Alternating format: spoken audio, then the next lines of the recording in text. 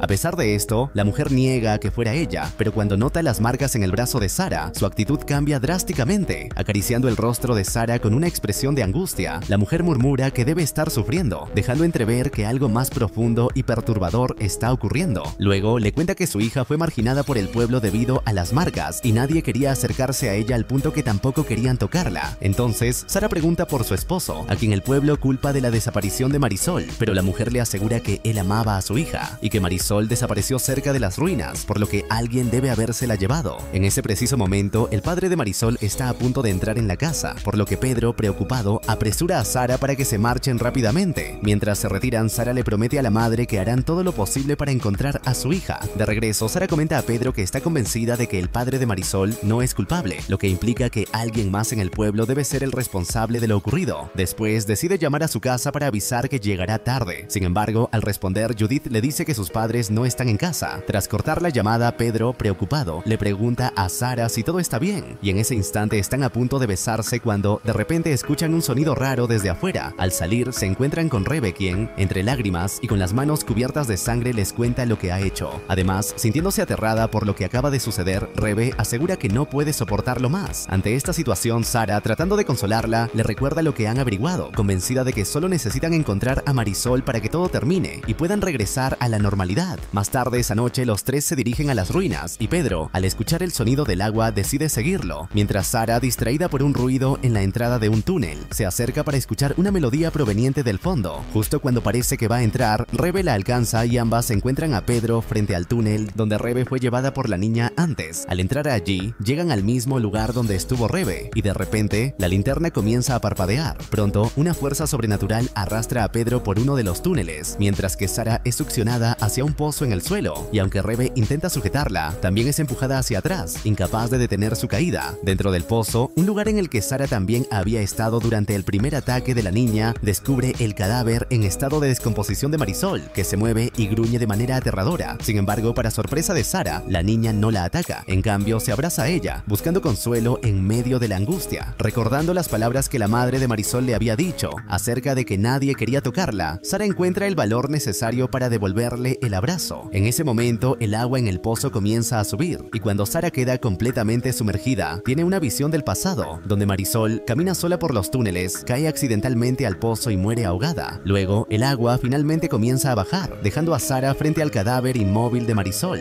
Inmediatamente después de la angustiante experiencia, Rebe y Pedro logran encontrar a Sara, y los tres, aliviados y creyendo que todo ha terminado, regresan a casa juntos. Pedro lleva a las chicas hasta la casa de Sara, donde Rebe pasará la noche, y una vez que ella baja del auto, Sara y Pedro finalmente se besan. Sin embargo, cuando ambas chicas entran en la casa, se encuentran con Judith despierta, quien les dice que no puede dormir, lo que provoca que Sara le prometa que le preparará un colacao para ayudarla a relajarse. Mientras tanto, en la cocina, Sara, inquieta por lo ocurrido, le comenta a Rebe que no entiende por qué Marisol decidió ir hacia los túneles en primer lugar, ya que en su visión parecía que alguien la guiaba hasta allí. No obstante, ambas deciden no pensar más en eso para evitar volver a sentir miedo. Más tarde, cuando Sara regresa a la habitación de Judith, se encuentra con que ella sostiene la muñeca y enfurecida la regaña por su comportamiento, hasta que Rebe, asustada por la situación, le pide que mire el brazo de Judith. Para su horror, ambas chicas se dan cuenta de que ahora la niña también tiene las marcas. En ese instante, las luces de la habitación comienzan a parpadear de manera alarmante, lo que provoca que Judith, Rebe y Sara intenten desesperadamente abrir la ventana para escapar. Sin embargo, a pesar de sus esfuerzos, no logran abrirla y, en medio de la tensión, todo dentro de la habitación comienza a sacudirse, mientras ellas intentan protegerse en un rincón. Fue entonces cuando Sara comprende, aterrorizada, que no han liberado a Marisol, sino a la entidad maligna que habitaba en la muñeca, quien desde un rincón oscuro comienza a cantar la canción que Rebe había escuchado en la cabina telefónica y que Sara había oído en los túneles. A medida que la entidad avanza, comienza a caminar hacia ellas, riendo de manera siniestra, y en ese momento solo se escuchan los gritos aterrorizados de las chicas. Posteriormente, la escena cambia drásticamente y vemos a Marisol cuando era una niña, jugando felizmente en el jardín de su casa, hasta que uno de sus perros se acerca y le entrega la muñeca poseída. Ante esta situación, Marisol, emocionada por el hallazgo, corre hacia sus padres y les pregunta si puede quedarse con la muñeca. Ellos, felices de ver a su hija contenta, acceden sin dudarlo. Sin embargo, mientras abraza la muñeca con entusiasmo, Marisol nota una pequeña marca extraña en su brazo, aunque despreocupada, no le da importancia a este detalle. Y justo antes de que las luces de su casa comiencen a parpadear, se despide de su padre, quien está saliendo rumbo al trabajo. Así concluye esta película.